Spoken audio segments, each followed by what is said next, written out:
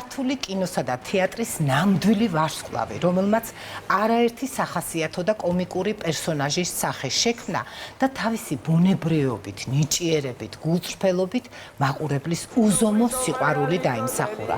Აი მე-20 საუკუნის 30-იან წლებში, როდესაც უკვე ქართულ სცენაზე ბრწყინავდნენ მართლა და მოღვაწეობდნენ სანდრო ჟორჟოლიანი და აკაკი კვანტალიანი, ხონის პატარა თეატრში ამობრწყინებას იწყებდა ქართული კომედიის განუმეორებელი ოსტატი იპოლიტე ხვიჩია. მაგრამ პატარა ქალაქის მასშტაბები იპოლიტეს ნიჭის გამოსავლენად საკმარისი არ იყო. ისევე როგორც ქუთაისის და თბილისის სცენა არ იყო შემოქმედს და მთელი თავისი შესაძლებლობების, აი ესეთი უდიდესი ნაწილი მაინც კინოს შეალია და გადაჭარბებული არ იქნება თუ ვიტყვით, რომ იგი მსოფლიო კლასის კომიკოსი იყო. დაიბადა ხონის პატარა სოფელ კონტუატში, სანიმუშო გლეხკაცის ყვინჩიას მრავალშვილიან ოჯახში. ყვინჩია, ნანა? იყო ყვინჩია და აი როდესაც ქუთაისის თეატრში მივიდა, დოდო ანთაძე იყო მაშინ ხელმძღვანელი ქუთაისის ლადო მესხიშვილის სახელობის დრამატული თეატრის და შესთავაზა დოდომ, რომ იქნებაო ესო ყლო ხთი შევცვალოთო და ერთი ოხერია ორივეო და შევცვალოთო და მე შესაბამისად ეს ნც ამოვარდა და რა არის გავრცელებული გვარი ესე ყვინჩია ხო, იმიტომ რომ რაღაცა ხო, ცოტა მოგონილ გვარს გავს ყვინჩია, ხო. და მოკლედ იპოლიტე იყო მე-6 შვილი ამ ოჯახში და პატარა იყო და არ ახსოვდა როგორ დაეწვათ სახლი, მაგრამ ვერასდროს ვერ ივიწყებდა იმ პატარა ნალიას თავშეფარებული, როგორ ცდილობდა ოჯახი მისი და მისი დაძმების გამოკვებას. 14 წლისამ გაგიკვირდებათ ახლა ძალიან, მაგრამ სწავლა თბილისში სამრეწველო ეკონომიკურ ტექნიკუმში გააგრძელა. დიახ ბატონო, თუმცა წლების შემდეგ მისმა ძმამ საშამ გახსნა ხონის რაიონული თეატრი და სწორედ ამ თეატრში 22 წლის იპოლიტე შეშინებული ძალიან და ნერვიულობდა საშინლად პირველად წარსდგა მაყურებლის წინაშე. მთელი მონდომებით მუშაობდა მსახიობი. მაგრამ აი ძმას არ წმუნებდა და საყვედურობდა კიდეც, რომ მეო ტრაგიკული როლებისთვის დაბადებული კაციო კომედიაში ვიღუპებიო და აი შემდეგ იყო უკვე ქუთაისის თეატრი, სწორედ იქ მოხდა მარიკა ამ გვარის შეცვლის ამბავიც და რაც თავარია სალაროებთან უსასრულო რიგები იმ სპექტაკლებზე, სადაც იპოლიტე თამაშობდა. აი ხედა ქუთაისი როგორი კულტურული დედაქალაქი იყო საქართველოს იყო და არის. აი სამჭედლოა ნამდვილად კულტურის. კი, ნამდვილად. აი სწორედ ამ თეატრში მიიღო მსახიობმა ჯერ დამსახურებული და მერე უკვე სახალხო არტისტის წოდება. 1961 წელს კინოსტუდია ქართული ფილმის მოწვევით იპოლიტე ქართულ ფილმში და რუსთაველის თეატრში გადავიდა და მოდით ახლა შეთანხმებულები ვართ ამაზე ყველა, რომ დაუვიწყარია მისი როლები. ფეოლა, პიერი მილიციის თანამშრომელი, ბურთი და მოედანი, ხიარული რომანი, არ დაიდარდო, ღიმილის ბიჭები, ჩვენი ეზო, თოჯინები იცინიან, საბუდარელი ჭაბუტი, დათა თუთაშხია და ნუ კიდევ სხვა ბევრი მრავალი როლი. ლანა, გახსოვს ახლა ხვიჩა კვარაცხელია რომ მოიგო, აი სულ ეს მიმები იყო იპოლიტე. ხვიჩი ასე თქვენ დასახლებთ. გაგიჭირდებოდათ. გაგიჭირდებოდათ. ადამიანები. რა უქენით ტირია ბოლშევიკი.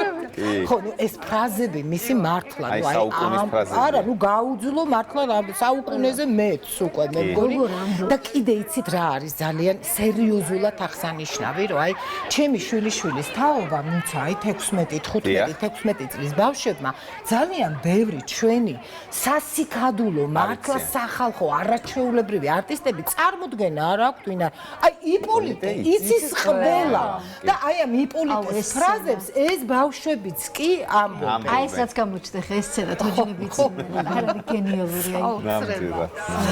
და მინდა გითხრათ, რომ იპოლიტე ერთადერთი მსახიობია, რომლის პრიზი დაარსდა ქართულ სამსახიობო სივრცეში პრიზის საუკეთესო კომიკოსისა, რომელიც აბავისა აქ აღებული გივი ბერიკაშვილს, კახი კავსაძეს და რეზო გაბრიაძეს აქვთ მიღებული ეს პრიზები.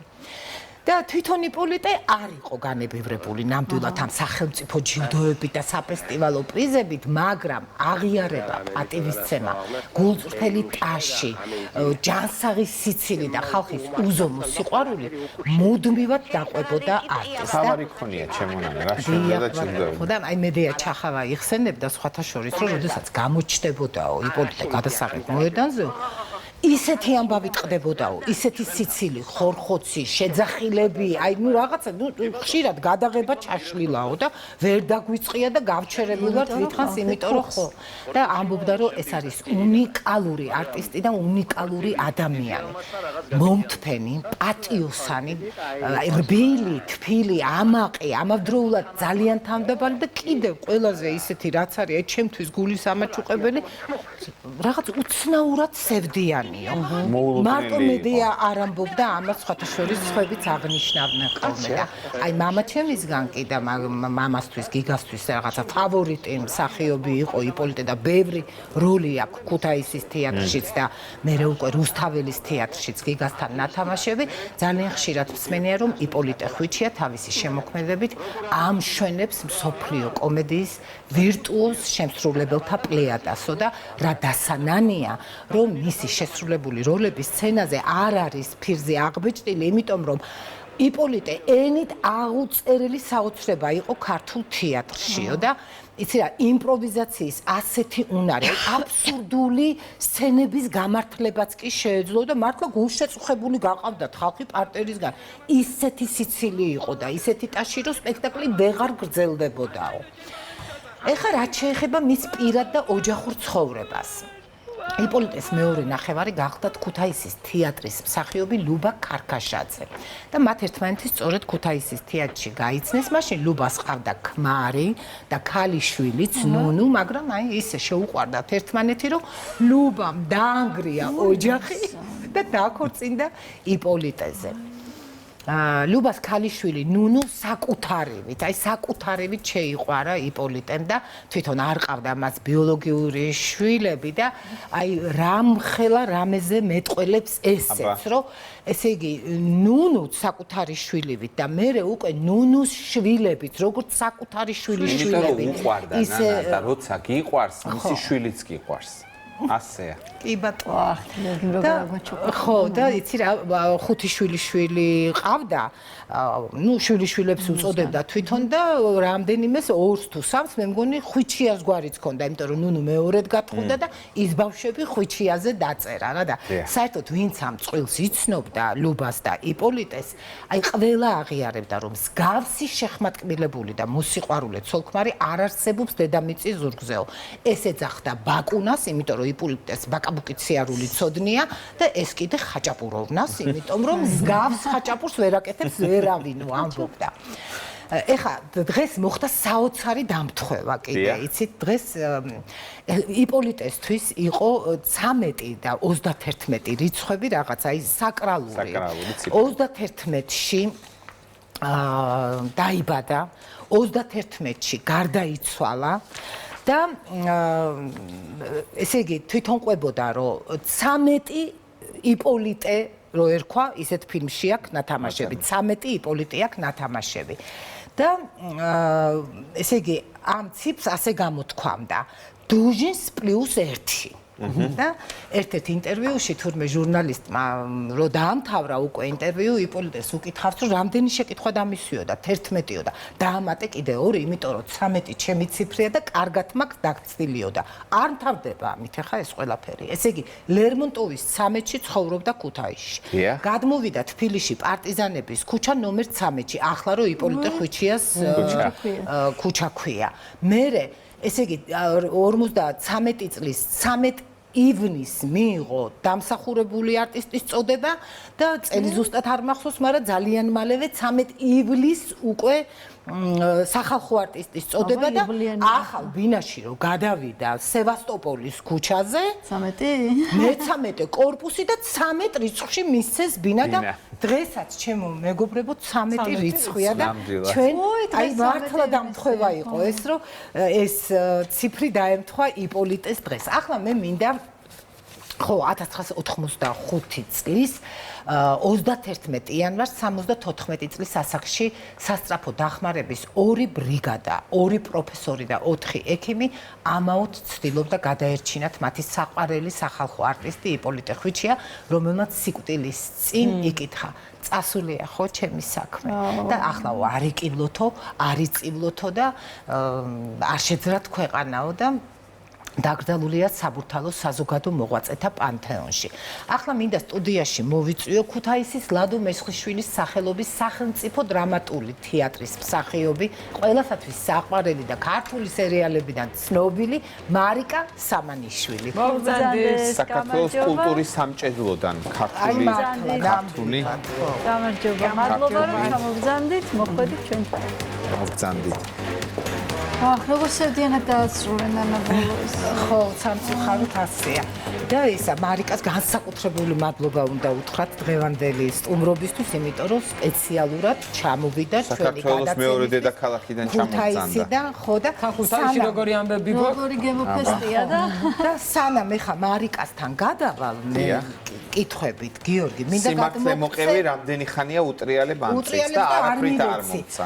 არ მივეცი, ხო, მაცადე მეთქი მეუბნებოდი რაღაცნაირად გავიტყუე და ეს წიგნი მარიკამ გადმოგცა პირადად შენ და შენს ხელოვნების სასახლეს. რა მაგარია. ეს კიდე მე მერგო წილად არაჩვეულებრივი წარწერით. მარიკა, მოდი პირველ რიგში მაყურებელს რო აუხსნათ და გავარკვიოთ, თქვენთვის ვინ იყო იპოლიტე ხვიჩია? ამით დავიწყოთ. ჩემთვის იყო იპოლიტე ხვიჩია ჩემი გამოზრდელი ბაბუა.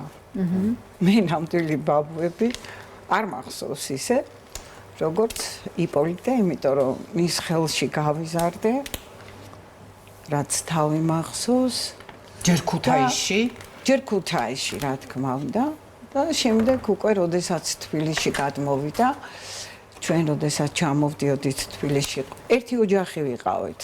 ცხოვრობდით იპოლიტესთან, ქუთაისში ჩამოვიდო და ჩვენთან ცხოვრობდა. შემდეგ მე დავამთავრე თეატრალურ ინსტიტუტში მოვეწყე და უკვე ცხოვრობდი ბატონ იპოლიტესთან და აუცი ძალიან ბევრი რამ მასწავლა.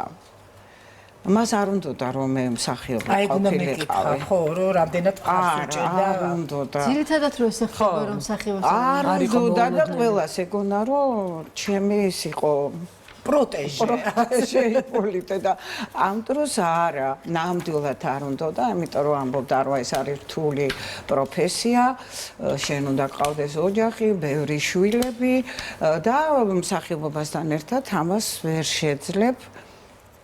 და როდესაც უკვე ჩვენ ოჯახმა მკაცრად გადავწყვეტეთ რომ და ჩავაბაროთ, გამოცდაზეც კი მოვიდა და აი ზუსტად ის ფრაზები რაც ჩვენ ხშირად გვესმის ხოლმე, მე ვთხარი ბაბო მეთქი ხუთიანი მივიღეთქო და გაგიჭირდებოდა მითხრა წავიდა, მაგრამ მე იყო ძალიან დიდი გულშემატკივარი. ჩემი გულშემატკივარი. ჯერ ერთი სწავლობდი ადამიანობას პირველ რიგში. აი, როდესაც ლაპარაკობთ, ხო, უდიდესი მსახიობი იყო. იპოს ვეძახდით ჩვენ. ხო, ეს რომ მეკითხა რას ეძახდით, ბაბუს თუ იპო? იპო და ბაკუნა.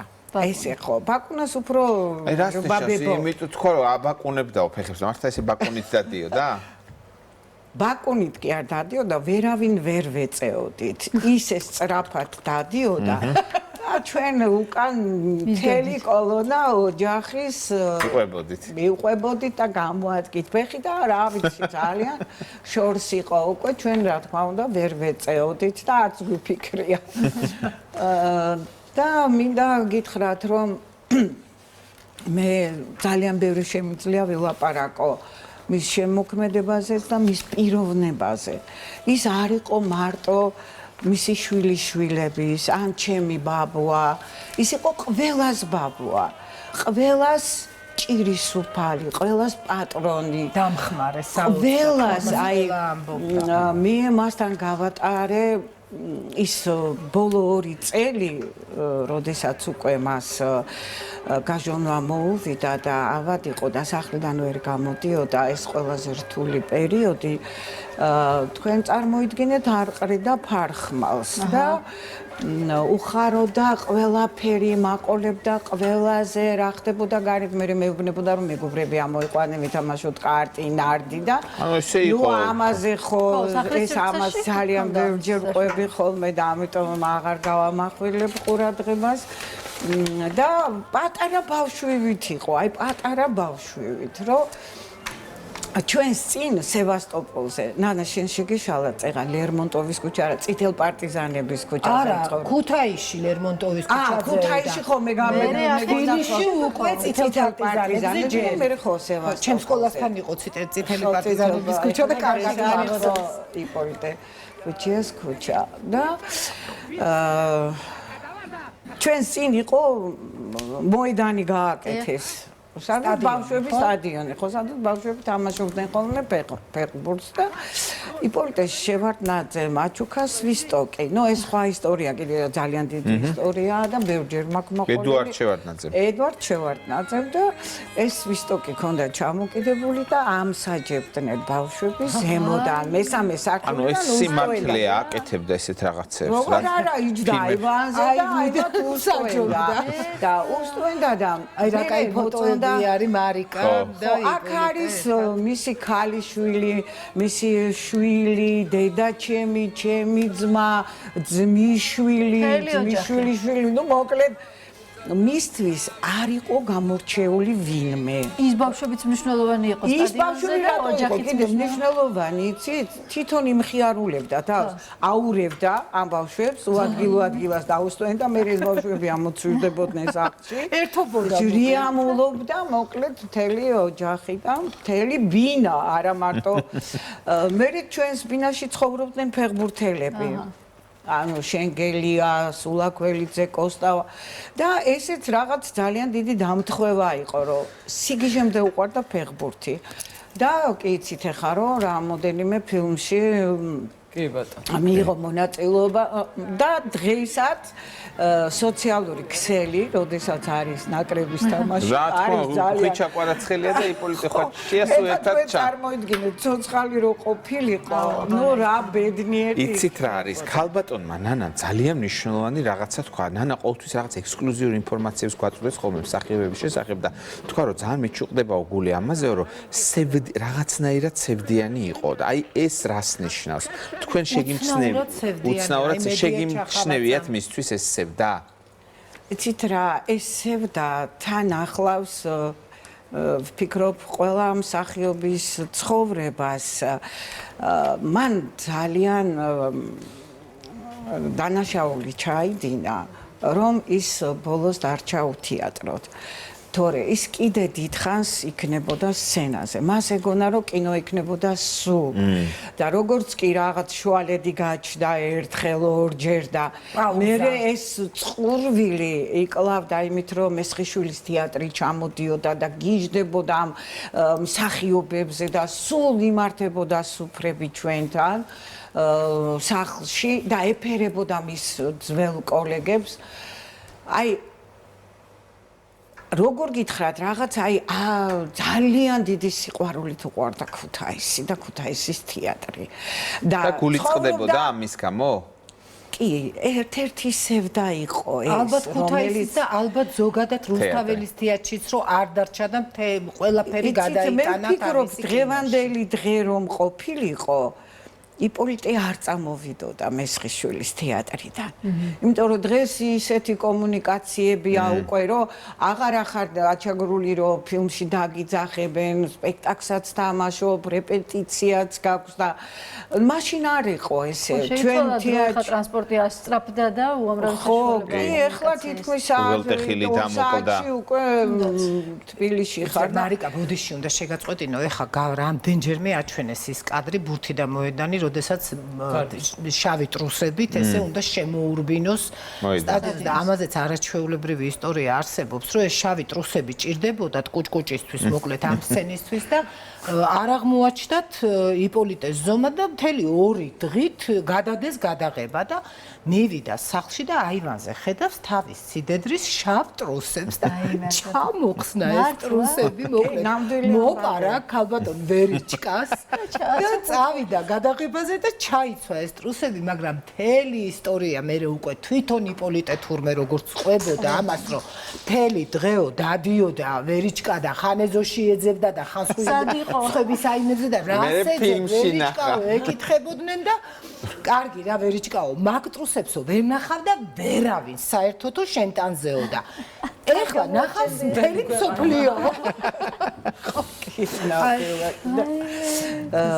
ანუ ეს სევდა და ეს დარდი ალბათ ხო გუნებრივია რომ ქონდა მაგრამ ძალიან ბედნიერი იყო იმით რომ აი გადაყოლილი შვილიშვილებზე აი მე პირადად ჩემზე ხო გეუბნებით ნამდვილი ბებია და ბაბუადან არ მახსოვს არაფერი როგორც მის შვილიშვილებს ყიდულობდა ერთნაირი კაბები გვეცვა, ერთნაირი ტანსაცმელი, რასაც იმათ უკეთებდა.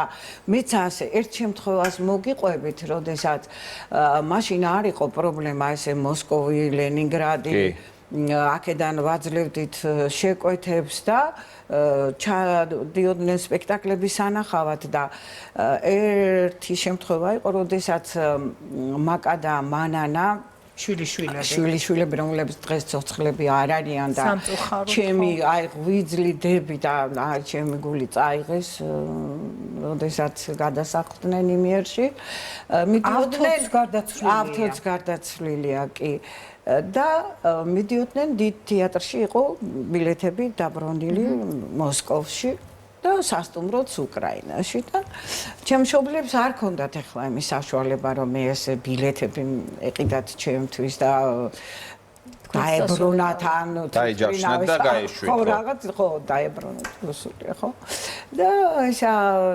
მოვიდა იპოლიტე და მაძლევს 150 მანეთს და მეუბნება რომ აიო შენც წახვალო ну ეს არ ვიცი რამ ხელა სიხარული იყო და ну სიყვარულზე აღარ არის ლაპარაკი და ხო გძნობდა რომ გული წყდებოდათ იცოდეთ რა უნდა და მე მსახიობი ვიყავი უკვე ну მსახიობი რა სტუდენტი ვიყავი და ერთი ძალიან მნიშვნელოვანი ამბავი რომ ხორწილიც კი იპოლიტემ გადაუხადა მარიკას და მის მეუღლეს ესე იგი მაშინ იყო ესეთი ნანას არაფერი არ გამორჩა თქვი მე ნანას რა შეიძლება გამოაპარო ადრე უნდა ეხლა არ ვიცი როგორ არის იმიტომ რომ ერთი თვით ადრე უნდა შეგეტანა განცხადება რომ ქორწინდებ და ჩვენ უცებ დავქორწინდით მე და ჩემი მეუღლე რომ დავამთავრეთ თეატრალური ინსტიტუტი და უკვე იპოლიტეს რჩევით რომ აუცილებლად შენ წახვალ ქუთაისის თეატრში შენ მიიღებ იქ პრაქტიკას თვითონ რაც ქონდა გამოცდილი